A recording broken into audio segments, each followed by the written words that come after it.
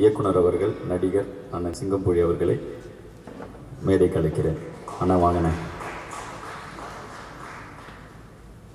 இப்போ நடிகராக இயக்குனரானே தெரில, மகாராஜாவுக்கு அப்புறம் அண்ணன் என்ன சொல்லணுன்னே தெரில. ஸோ மகாராஜாவில் அண்ணன் நடித்த ரோல் எனக்கு ரொம்ப பிடிச்சிது. ஸோ இதுக்கப்புறம் அண்ணன் வந்து காமெடின்னாங்க, இப்போ வில்லன் ஆகிட்டார். ஸோ இந்த படத்தில் அது டேரக்டர் எப்படி என்னால் டிஸ்கிரைப் பண்ண முடியும்னு தெரில. ஸோ ஒரு சூப்பரான ஒரு ரோல் பண்ணியிருக்காரு அண்ணன். ஒரு வார்த்தைகள். ஊடக நண்பர்கள் அனைவருக்கும் வணக்கம். எல்லாரையும் சந்திச்சதில் ரொம்ப மகிழ்ச்சி. நான் எல்லா மேடையிலையும் பயமில்லாமல் பேசிடுவேன், நகைச்சுவையாக பேசிடுவேன். அந்த நீங்கள் கேட்குற 30 நிமிஷத்தையும் அந்த எப்படி போச்சு இந்த நேரம் இல்லாமல் கூட நான் பேசலாம்.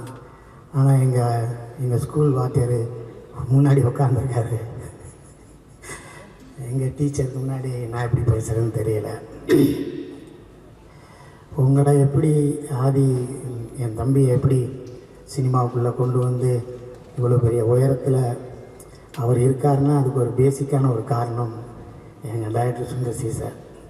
அதே மாதிரி தான் என்னை 97 என்னை அசிஸ்டன்ட் டைரக்டராக யாருமே என்னை சீந்தலை. யாருமே என்னை சேர்த்துக்கலை. 7 வருஷம் ஒருத்தர் அசிஸ்டன்ட் டைரக்டராகவே அலைய முடியுமா சொல்லுங்கள். ஆனால் ஃபஸ்ட்டு படம் அருணாச்சலத்தில் எங்கள் சார் தான் என்னை சேர்த்துக்கிட்டார். அதுக்கப்புறம் அவர் என்றைக்குமே என்னை விட்டு போன்னு சொல்ல, போய் படம் பண்ணுறான்னு சொல்லுவார். ஆனால் அடுத்த படத்துல எல்லாம் நீ வேண்டாம் அப்படிலாம் சொல்லவே இல்லை. நான் தான் அவர்கிட்ட சொல்லாமல் ஓடி போயிட்டேன். இந்த படத்தில் பற்றி பேசணும்னா, ஃபஸ்ட்டு ஒரு நாள் நான் ஆதி தம்பி எப்போ பார்த்தேன்னா, எங்கள் டைரக்டரோட பார்க் ஹோட்டலில் எல்லோரும் உட்காந்து சாப்பிட்டுட்டு இருந்தோம். இப்போ கொஞ்சம் லேட் ஆகிடுச்சு, 1 மணி ஆயிடுச்சு. என்கிட்ட கார் இல்லை. அண்ணே நான் உங்களை இறக்கி விடுறேன் அப்படின்னாரு. என்னை கொண்டு வந்து 1:15 நைட்டு வீட்டில் கேகே நகரில் இறக்கி விட்டு போனார். நான் மறுநாள் கேட்டேன், என்ன எப்படி உங்கள் கூட நான் பழக்கமே இல்லைன்னு. உங்களை என்னை ரொம்ப பிடிக்கும்னேன்னாரு. இவர் ஃபஸ்ட்டு என்கிட்ட சொல்லும்போது, அண்ணே என்னோடய படத்துலேருந்து நீங்கள் இருக்கணும்னு நான் எல்லா டைரக்டர்கிட்டையும் சொன்னேன்னே, ப்ரொடியூசர்கிட்ட சொன்னேன்னே, எல்லாத்துலேயும் சொன்னேன். உங்கள் டேட் இல்லைம்பாங்க, அந்த கேரக்டர் வேறு சின்ன கேரக்டராக இருக்கும்பாங்க. யாருமே வந்து உங்களை உள்ளே இழுக்கிறதுக்கு அது சப்போர்ட்டிவாக இல்லைண்ணே. அவர் டேட் இல்லைன்னு சொல்கிறாரு, அவர் அந்த காசு கேட்குறாரு, இதுன்னு சொல்லி எல்லாமே சொன்னாங்கண்ணே. இன்றைக்கி நான் முடிவு பண்ணுற இடத்துல இருக்கேண்ணே, நீங்கள் வரணும்னேன்னாரு. அதுதான் ஃபஸ்ட்டு என்கிட்ட சொன்னது. நான் முடிவு பண்ணுற இடத்துல இருக்கேண்ணே, நீங்கள் எல்லாமே போக மாட்டேன் ஷூட்டிங்னாரு. எல்லா பேரும் ஷூட்டிங் வந்தோம்னா டைரக்டர் அங்கே போய் ஸ்பாட்டில் போய் பார்ப்போம், அசோசியேட் சீன் சொல்லுவாங்க. ஃபஸ்ட்டு கேரவனில் வந்து உங்களுக்கு ஓகே வேணே, காலையில் சாப்பாடு வந்துச்சா, ரூம் எப்படி இருக்குது, கம்ஃபர்ட்டாக இருந்துச்சா, வேறு எதுவும் பிரச்சனையானே, எதுன்னு கேட்டுகிட்டே இருப்பார். அப்புறம் நட்டி சார் நிற்கிறாரு, எல்லாருக்கும் பார்த்து நின்றுக்கிட்டே இருக்கையில் நான் எல்லோரும் கூட ஈஸியாக பழகிடுவேன், பேசிடுவேன். நட்டி சார் உங்களை பார்த்து எனக்கு பயமாக இருக்குது, நான் ஏதாவது சொன்னால் கோச்சுக்கிறீங்களாம்பார். அவர் ஐயோ, நான் சொன்னேன் எங்களை விட அந்த ஆள்கிட்ட நல்லவர், நாங்கள் தான் கிரிமினல், அவர் ரொம்ப நல்லவர், அவர்கிட்ட எது வேணாலும் சொல்லுங்கள் அப்படின்னு சொன்னேன். ஸோ ஒரு ஓப்பனிங் ஹீரோ ஓப்பனிங் சாங் முடித்தோடனே அப்பா அம்மா மீட்டிங்கு, அப்புறம் வில்லன் இன்ட்ரோடக்ஷன், அவங்களோட ஃபைட்டு, அப்புறம் ஹீரோவுக்கு ஒரு ஃப்ளாஷ்பேக்கு, அதுக்கப்புறம் அப்படி போய் இன்ட்ரோ பிளாக்கு, அதுக்கப்புறம் அவன் எங்கே போனேன் ஈஸியாக 10 நிமிஷத்தில் கதை பண்ணி படம் பண்ணுறதை விட்டு போட்டு கடைசி உலகப்போர் எவ்வளோ ரிஸ்க் பாருங்கள்.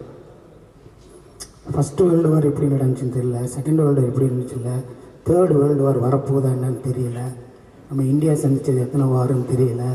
கடைசி உலகப்போர் எதை நோக்கி என்ன ஏது, இதுக்கு சரியான தீர்வு சொல்லிடுவோமா, இது பெரிய ரைட்டர்ஸ் பின்புலாக இருக்கா, பெரிய இது ரீமேக்கா, ரெஃபரன்ஸுக்கு இங்கிலீஷ் படத்தெல்லாம் பார்த்து எடுத்துருக்குமா, எதுவுமே இல்லாமல் நான் எடுக்கிறேன் பாரு, நீ பாரு அப்படின்னு சொல்லி இந்த முயற்சிக்கே தம்பிக்கு ஒரு சல்யூட் எடுக்கிறேன். இது ஒரு என்னங்க, நீங்கள் ஒரு காசை சம்பாரிச்சோமா, ஒரு இடம் வாங்கி போட்டோமா, ஒரு ஃபார்ம் ஹவுஸ் கட்டினோமா, அங்கே ஃபாரின் போனோமா, அங்கே போனோமா, இங்கே போனோமான்னு சுற்றாமல் நீங்கள் பாட்டுக்கு சம்பாரித்த காசெல்லாம் தூக்கி போட்டு சினிமா படம் எடுத்து டீமை வச்சு ஒரு ஆளை வச்சு கஞ்சி ஊற்றுறதே கஷ்டம். நீங்கள் உங்கள் ஒரே பயங்கரமான கூட்டமாக வச்சுக்கிட்டு அவ்வளோ பேர்த்தையும் அரவணைச்சு போகிறதுன்னு சும்மா சாதாரண காரியமாக? அந்த ஒரு எண்ணம் உங்களை வாழ வைக்கும். கண்டிப்பாக அந்த சினிமா உங்களை விடவே. I love you sir, I love you sir. நான் ஃபஸ்ட்டு டே ஷூட்டிங் போனேன். கான்செப்டில் நடிங்கன்னாரு. ஒரு அரை மணி நேரம் உட்காந்து பேசுவோம்னேன்னாரு. அண்ணனுக்கு நாமத்தை போடுங்கன்னாரு. நான் சொன்னேன், இப்போ தான் அரண்மனை 4ல் சுந்தர்சி சார் கூட நான் நாமம் போட்டு போலீஸாக நடித்தேன்னு. அப்படியானே சென்டிமெண்ட் சூப்பராக இருக்கும், போடுங்க நாமத்தண்டாரு. அப்புறமேலே அந்த படத்தை கடவுள் நம்பிக்கையில் உள்ள ஒரு போலீஸாக நடிக்கிறேன் என்ன, இதுலேயும் அதே தானே, அப்படியே வைங்கன்னாரு. அண்ணே அது சொன்னார்னா கரெக்டாக இருக்குண்ணே, இப்போ சாமாங்கண்ணே நல்லா இருக்கும்ண்ணே அப்படின்னாரு. அவங்களுக்கு ரிசம்பிளன்ஸு அது வேணும்ண்ணே வாங்கினேன் அப்படின்னு கூப்பிட்டு போனார். ஒரு டைலாக்கை சொல்லிவிட்டு இது ஓகேவா ஓகேவா இல்லை, ரைட்னே அம்பார். படம் நடந்துக்கிட்டு இருக்குங்க உடுமலைப்பேட்டையில். நான் குமரவேல் குமரண்ணே, கல்யாண் சார், நட்டி சார் எல்லாம் ரூமில் உட்காந்து வேலைக்கெல்லாம் போயிட்டுருக்கோம். 15 நாள் உச்சபட்ச வெயில். தம்பிக்கு அம்மா போட்டுருச்சு தெரியுமா உங்களுக்கு? தம்பிக்கு அம்மா போட்டுருச்சு, உடம்பு சரியில்லை. காலையில் ஷூட்டிங்கிறாரு. நான்லாம் போய் கை காலை பிடிச்சிட்டேன். தம்பி நீ வீட்டுக்கு போ, ஷூட்டிங் பிரேக் பண்ணு, உடம்பை பாரு. இல்லைண்ணே உங்கள் டேட்லாம் கிடைக்காதுண்ணே, காம்பினேஷன் நீ கூப்பிடியா, நான் வரேன். யாராவது வரமாட்டான்னு சொல்லு, நான் ஃபோன் பண்ணுறேன். இந்த படத்தோட வேறு படம், இந்த படத்தில் போய் நம்ம கிளிக்க போகிறோம். நான் சொல்கிறேன், தம்பி உடம்பை பாரு.